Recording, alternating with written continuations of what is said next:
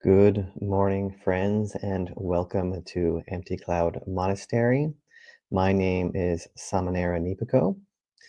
Today, this is a pre-recorded video as I am over at Dharma Drum in New York on a silent retreat. So if you have any questions about this, you are free to reach out to me with the contact information below, or ask questions to any of the monastics during a monk chat, as I'm sure they would also be happy to answer any questions. So today we are going to be going over one of my most favorite yet very short suttas, Itivuttaka 92, Sangati Kanna Sutta, the corner of the cloak. So as the title of this video implies, it's about how to be close to the Buddha. And when you have a being who is so incredible as the Buddha, who to be closer to, who better to be closer to than him? So I'll start with paying homage to the Buddha, our original teacher, and the only reason why we're all gathered here today. Namo tassa bhagavato arahato samma sambuddhassa. Namo tassa bhagavato arahato samma sambuddhassa. Namo tassa bhagavato arahato samma sambuddhassa. Buddhang dhammang sanghang namassami. Right, if you would like to follow along, this will be linked in the description, or if you know how to navigate Sutta Central, that Bhante Sujata's translation is the one that I will be using today. So beginning with the sutta. This was said by the Buddha, the perfected one. That is what I heard. Mendicants, suppose a mendicant were to hold the corner of my cloak, his robe, and follow behind me step by step. Yet they covet sensual pleasures, they're infatuated, full of ill will and malicious intent. They are unmindful, lacking situational awareness and immersion, with straying minds and undisciplined faculties. Then they are far from me, and I from them. Why is that? Because that mendicant does not see the teaching. Not seeing the teaching, they do not see me. So, in this little paragraph, there is a lot said and a lot to be reflected upon here. So, for one, when he's saying, yet they covet sensual pleasures, this is another way of saying that sense restraint is very important. This is something that I went over in a different sutta recently. Last week, it was the talk called The Unfailing Practice. And one of the things that is most important is restraint of the senses. So that means restraint of the eye, ear, nose, tongue, body, and mind. And while this sounds simple, once you actually do it, it's much harder to actually do, especially if something is very addictive or we really enjoy or we think we enjoy it. For example, I was never a drinker, but I've heard from many people that were drinkers, especially in social settings, they realized that once they gave up alcohol, it wasn't that their friends so much liked them. They liked that they drank with them. Let that sink in. And while this isn't true for everybody, I'm sure there are friends out there who are very supportive of a friend that doesn't want to drink and are potentially happy to have a designated driver, or maybe it provides a mirror for a problem that they might have. Either way, this is one of those things that is very, very common for people to have a hard time at giving up. Not only is it a form of sense restraint, but it is also one of the 5 precepts and the one that most often people will have the hardest time with or the most begrudging feelings towards. So, if you're coveting sensual pleasures, If you're craving after them, if you're chasing them, if you are indulging in them, if you're not at least trying to rein in that crazy, wild animal that wants to increase pleasurable things by eye, ear, nose, tongue, body, and mind, and run away from unpleasant things by eye, ear, nose, tongue, body, and mind, we're very far away from the Buddha. So, this is the first step.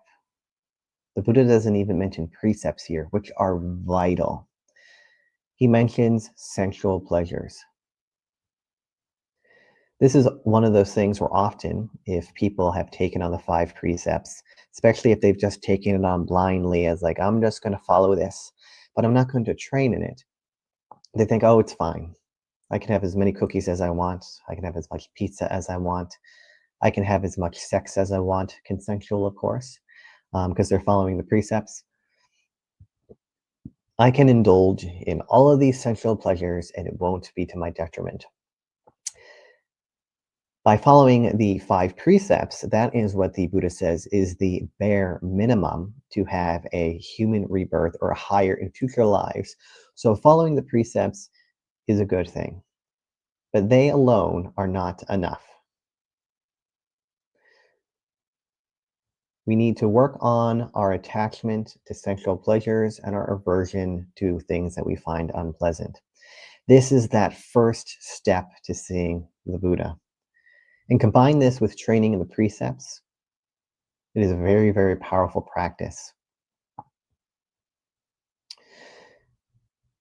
And on this same note of training in the precepts versus it being a blind practice, something that could be akin to attachment to rites and rituals, is reflecting, why is it beneficial? And this is true for coveting of sense pleasures as well. Why is it beneficial to be restrained in the senses? What are the drawbacks?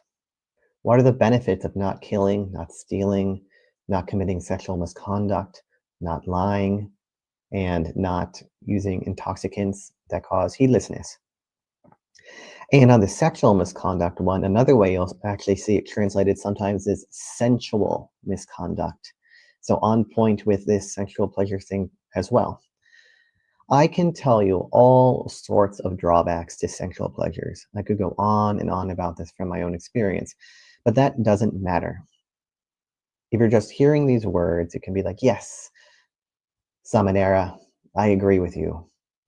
But then when the rubber hits the road, you cave. That means there's a difference between the intellectual understanding and the actual experiential understanding. And the only way that you'll be able to gain this understanding is by reflecting on this. What are the drawbacks of sensual pleasures? What is the danger? What is the gratification? And what is the escape? The Buddha goes over this in many, many, many suttas. A good starting point for the danger, because you certainly understand the gratification, otherwise you wouldn't be doing it, is that it is impermanent. See how unsatisfying these things are. This is a good place to start. Perhaps the sensual pleasure you wanted, it doesn't matter what it is, wasn't as good as you wanted. Or maybe it was great, but it only lasted 5, 10 minutes, maybe a couple hours if it was something like a good concert. But it ends. It can't continue forever. And if it did, you get bored of it at some point anyway. So even that enjoyment of it is impermanent. Even food, even incredibly delicious food.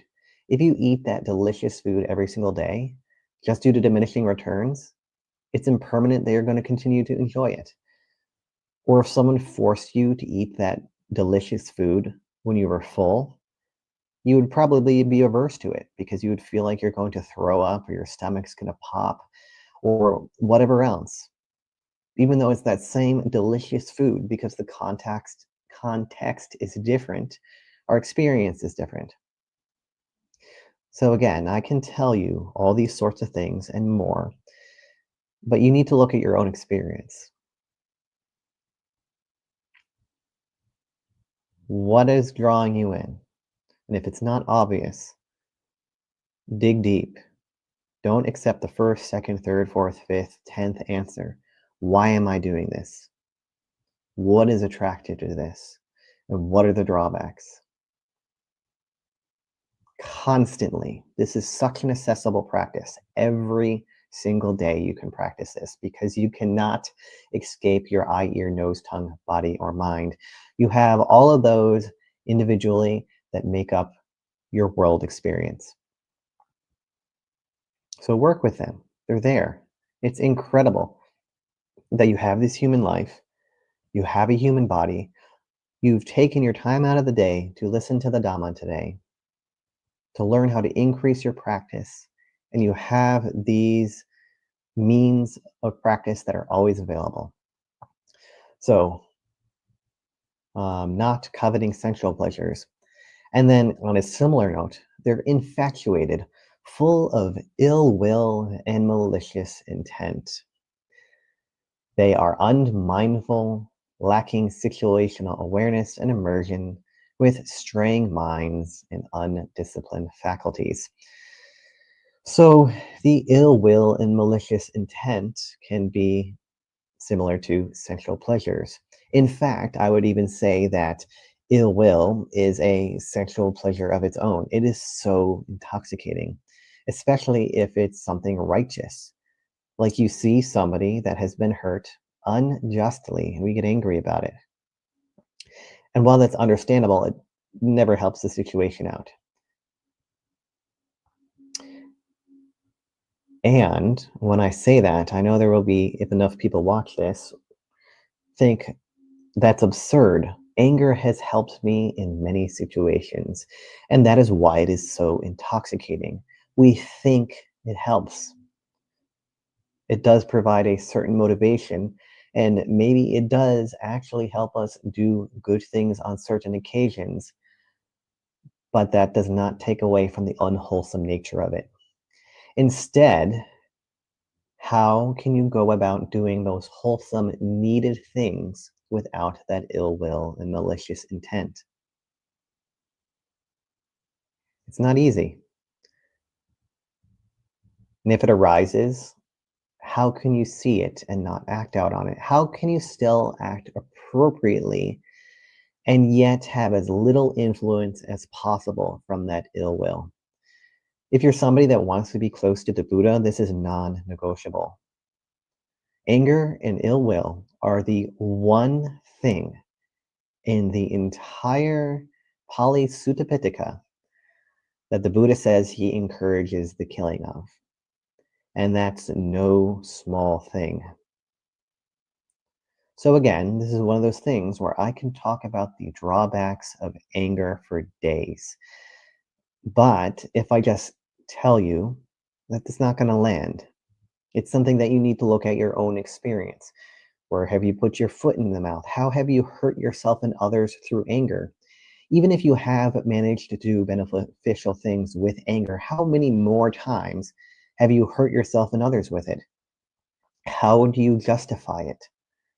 What makes it so delicious and intoxicating? What makes people want to always justify it?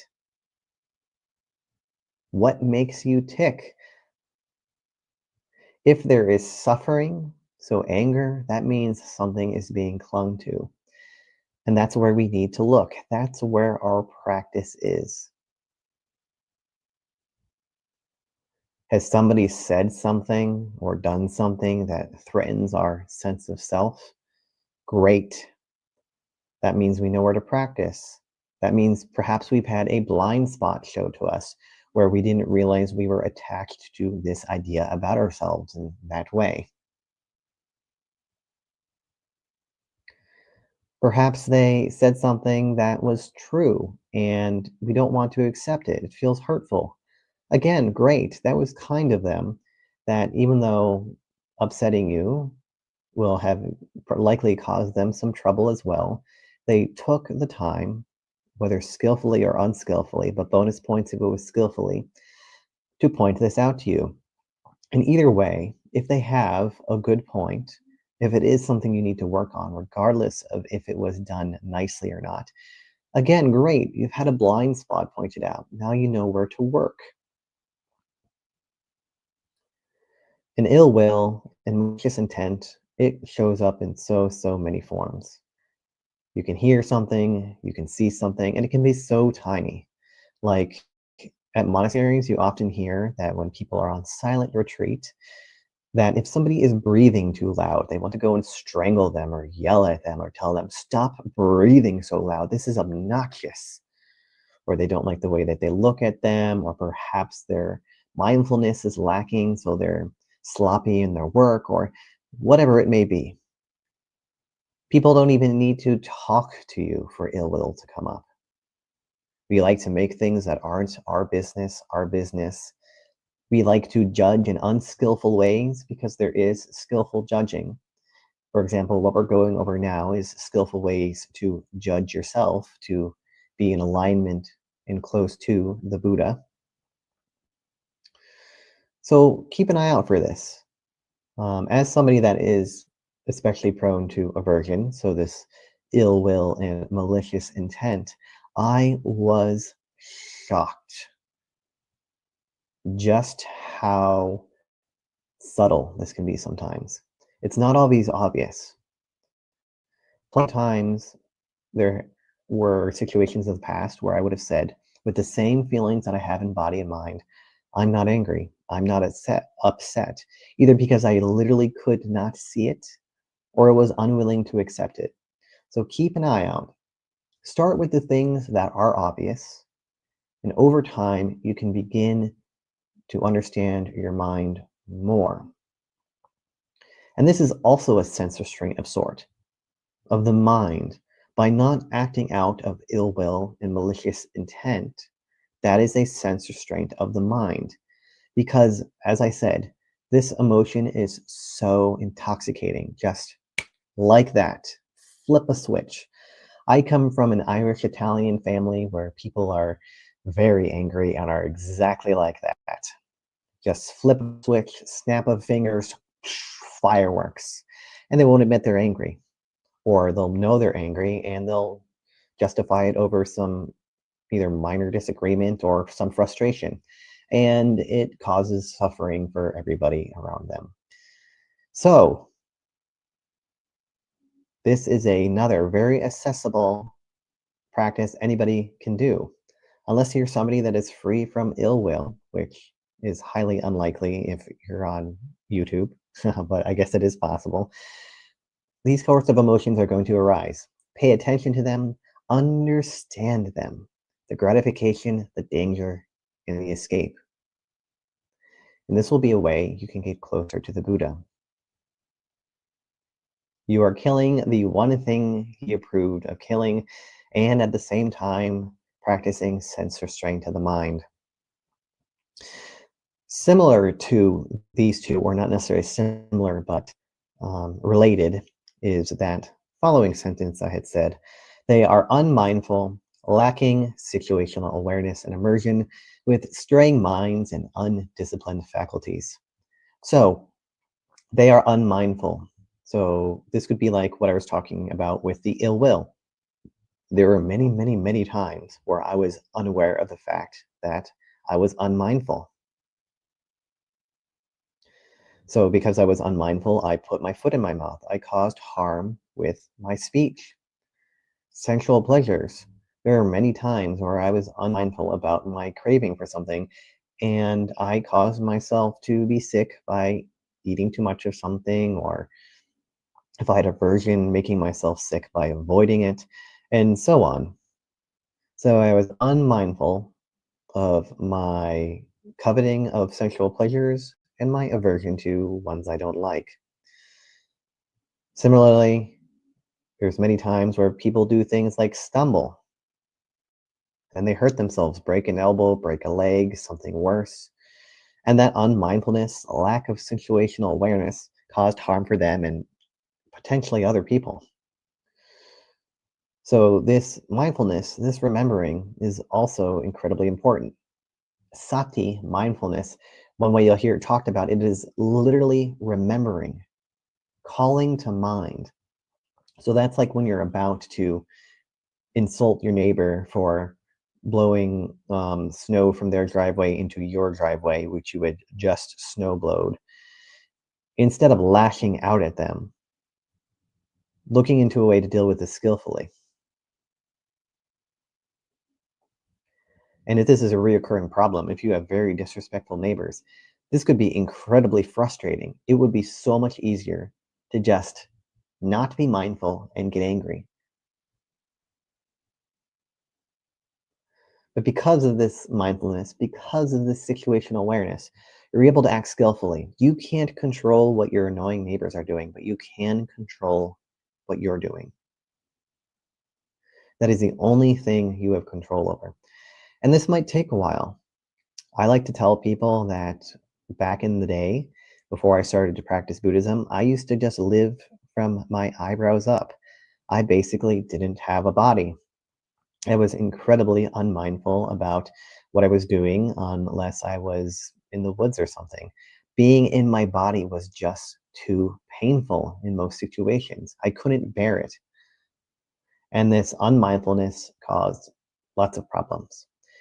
There were other times where I was very mindful, like I said, in the woods, for example, in places I liked when I had my sensual pleasures appeased. But it wasn't until I started to practice the Dhamma that I started to have a body, that I started to have more situational awareness, that I was able to keep my mind here instead of daydreaming all the time. So no straying mind and undisciplined faculties. I don't have to look around here and there. I don't have to see who's walking by. I don't need to look at the car. I don't need to look in the direction of that delicious smell. And this is especially true when I am out on alms round. I don't have to look around. And there's been some monastics that I go out with where they're just looking all around the place.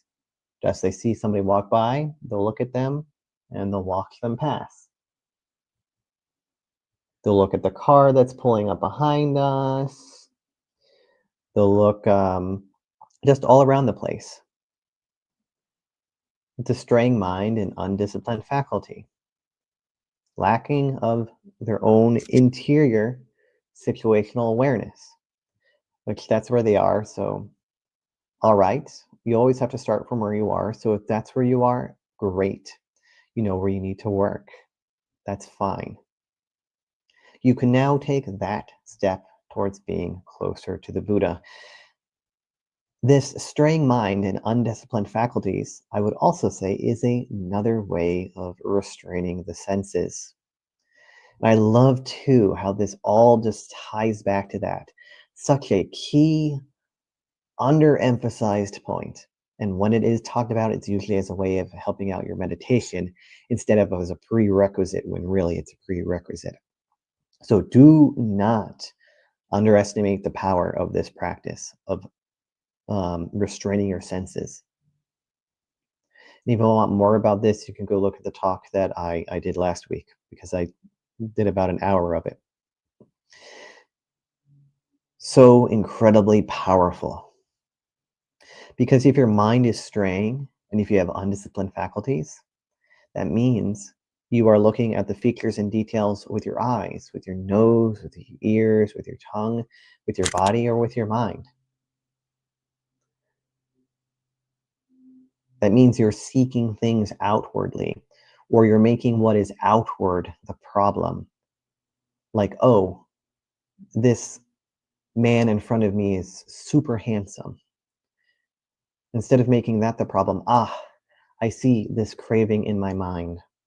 I would love to date him. I would love to look like that. Or alternatively, this man in front of me is really ugly and you feel repulsed. I don't want to be anywhere near him. I bet he's a terrible person. And you come up with all these ideas in your straying mind. So instead of thinking outside is the problem, because it's not, recognizing that it's inside that is where the problem lies. And that's great news because you can learn to control that wild, crazy animal in your mind with sense restraint. So, very briefly, to go over the practices I had mentioned before, namely in the danger and the gratification and the escape. The danger is that things are impermanent, suffering, and perishable. The gratification is the pleasure and happiness that arise from the khandhas. And the escape is the removing and giving up desire and greed for the khandhas. And I just happen to have a note about this on my desk here. And if you would like to read more about this particular note is from Samyutta Nikaya 22.82, lines 10.1 is where it starts. So let that sink in.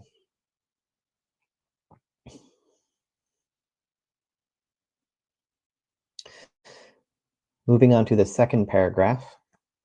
Suppose a mendicant were to live 100 leagues away, so very far away. You could think like 100 or 1,000 miles away. Yet they do not covet sensual pleasures. They're not infatuated or full of ill will and malicious intent. They have established mindfulness, situational awareness, and immersion with unified mind and restrained faculties. Then they are close to me, and I to them. Why is that? Because that mendicant sees the teaching. Seeing the teaching, they see me. So let me repeat these two paragraphs together. Mendicants, suppose a mendicant were to hold the corner of my cloak and follow behind me step by step. Yet they covet sensual pleasures. They are infatuated, full of ill will and malicious intent. They are unmindful, lacking situational awareness and immersion, with straying minds and undisciplined faculties. Then they are far from me and I from them. Why is that? Because that mendicant does not see the teaching. Not seeing the teaching, they do not see me. Suppose a mendicant were to live 100 leagues away, yet they do not covet sensual pleasures. They're not infatuated or full of ill will and malicious intent. They have established mindfulness, situational awareness, and immersion with unified mind and restrained faculties. Then they are close to me and I to them.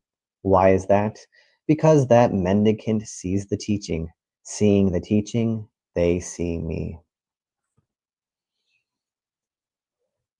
What wonderful news. We're very far away from the Buddha now. He passed away into Parinibbana some 2,600 years ago. And if you are in the West, like I'm in New Jersey right now, you can't get much further than northern India than New Jersey. So we're much further than 100 leagues away, even if the Buddha were still alive today. And yet, by restraining the senses, by not being infatuated with ill will and malicious intent, by establishing mindfulness, situational awareness, and immersion with unified mind and restrained faculties, we can be close to the Buddha. And these are all things, as I have repeatedly said, are always at our disposal. You might not always be able to sit down and practice mindfulness of the breath in stressful situations. And even if you're able to in that moment, it's not going to be the same as when we're in meditation. But these are always accessible, no matter how stressful the situation is. We can make the choice. We cannot act out of sensual pleasures and restrain our faculties. We cannot act out of ill will and malicious intent. And even when these things arise, we can understand it, the suffering that is inherent with them, and why we don't see the suffering that is inherent in them. Because again, I can talk about this all I want, and if you don't see it for yourself, it doesn't matter.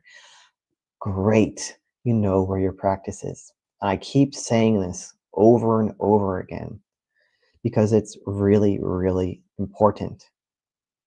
You are the only one who can do this. I cannot make you restrain your senses. I cannot make you understand your ill will and malicious intent. I cannot make you mindful. I cannot have you remember, be mindful of these teachings in tough moments. I cannot prevent your mind from straying or discipline your faculties. This is something only you can do. So if you want to be close to the Buddha, so that's really what this comes down to. Do you want to be close to the Buddha? Do you want to be close to the Blessed One? Do you want to be like him? Do you want to be like his disciples?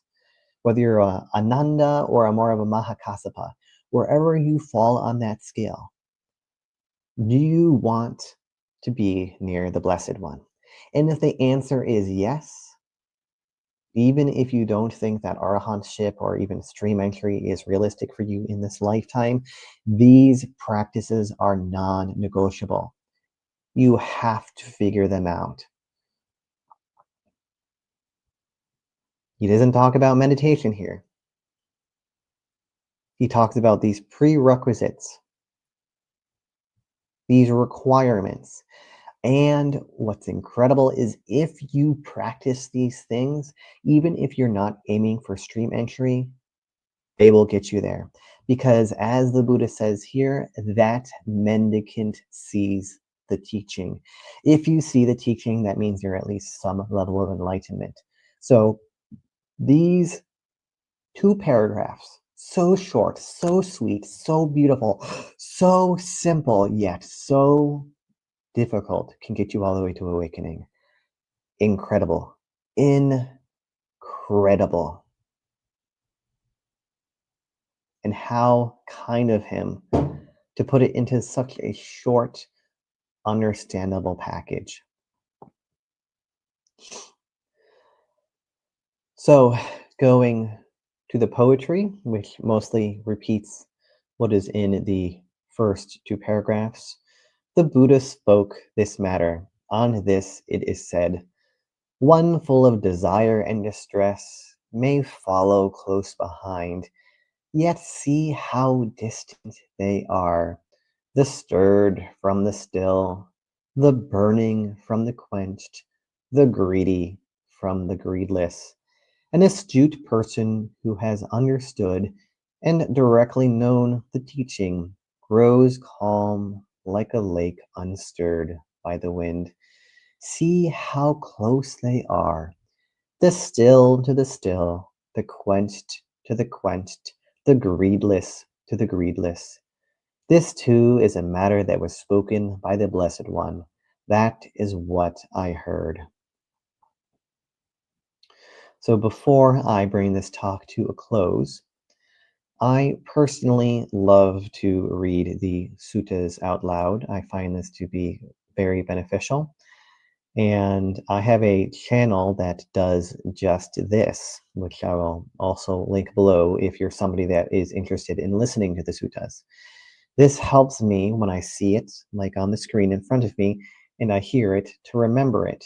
It might not be word to word, but I remember the important parts. That way, when ill will or sensual pleasures, or I realize that I'm unmindful or lacking situational awareness, my mind is straying, my faculties are undisciplined, they're more likely to come to me, especially if it's something that I've repeated often. So, since this is a short sutta, I'm going to read it from the beginning to the end. While I'm doing this, you can let the words just hit you, absorb them. How can you practice this going forward? How can you take this into your daily life? I've already given quite a few examples, but you don't want to take them as some sort of restraint or some sort of way of becoming rigid in an unhelpful way. Instead, if you don't know where to start, where you can begin. is not to be turned into another rite or ritual. You want to understand your mind. You want to understand suffering, the first noble truth. And this teaching is another way that the Buddha has offered us an avenue out of samsara. After I finish reading this sutta, I will bring the talk to an end. And if you'd like, you can sit quietly contemplating this sutta for as long as you would like. And if need be, you can always come back to this and listen to it again or read it on your own time. So thank you everybody for your practice today. May you always have access to the Dhamma. May you always have affinity to practice the Dhamma and good conditions to practice the Dhamma. May you always be reborn where the Dhamma is available. And may you soon realize the threefold bliss. So may you soon be close to the Buddha. This was said by the Buddha, the perfected one. That is what I heard. Mendicants, suppose a mendicant were to hold the corner of my cloak and follow behind me step by step. Yet they covet sensual pleasures. They're infatuated, full of ill will and malicious intent. They are unmindful, lacking situational awareness and immersion, with straying minds and undisciplined faculties. Then they are far from me and I from them. Why is that? Because that mendicant does not see the teaching. Not seeing the teaching, they do not see me. Suppose a mendicant were to live 100 leagues away, yet they do not covet sensual pleasures. They're not infatuated or full of ill will and malicious intent. They have established mindfulness, situational awareness, and immersion with unified mind and restrained faculties. Then they are close to me, and I to them. Why is that? Because that mendicant sees the teaching. Seeing the teaching, they see me. The Buddha spoke on this matter. On this it is said, one full of desire and distress may follow close behind, yet see how distant they are, the stirred from the still, the burning from the quenched, and greedy from the greedless. An astute person who has understood and directly known the teaching grows calm like a lake unstirred by the wind. See how close they are, the still to the still, the quenched to the quenched, the greedless to the greedless. This too is a matter that was spoken by the Blessed One. That is what I heard. Sadhu, sadhu, sadhu.